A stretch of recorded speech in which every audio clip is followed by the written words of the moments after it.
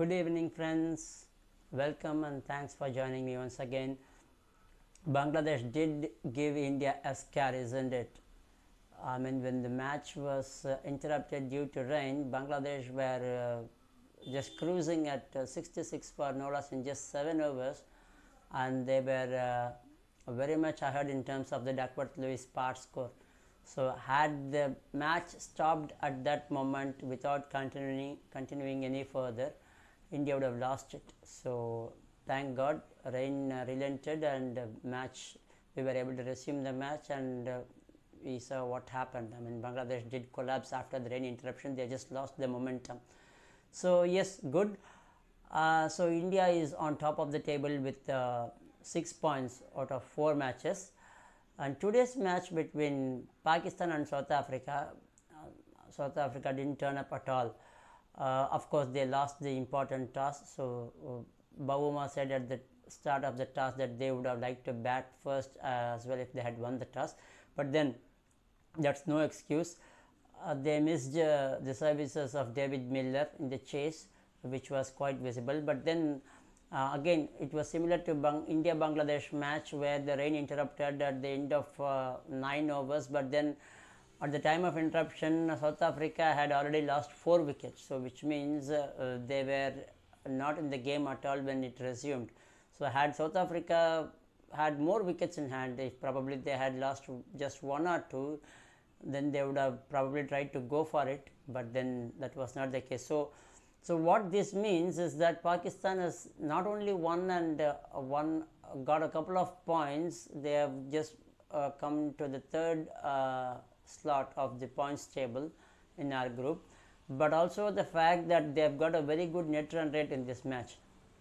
In fact, their net run rate is even higher than India's run rate at this point. And what that means is that India has got an additional pressure of winning the last match against Zimbabwe. So South Africa hopefully would have it easy against Netherlands, and they would probably get to 7 points. They are currently on 5. They'll get to 7 points. So if India wins the last match against Bangladesh, India will go to 8.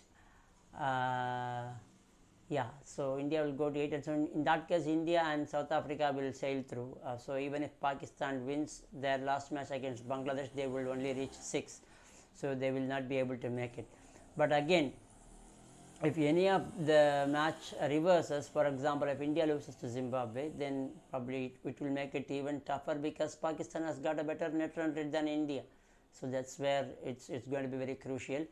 And based on yesterday's match, don't take Bangladesh lightly. That's a message for Pakistan. So I'm expecting even Bangladesh to pull off an upset against Pakistan. So let's wait and see how things pan out.